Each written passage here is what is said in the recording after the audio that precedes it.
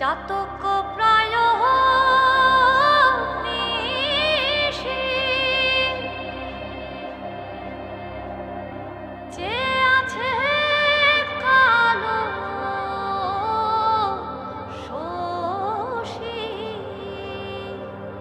চাতক প্রায় নিশি যে আছে কালো শোষী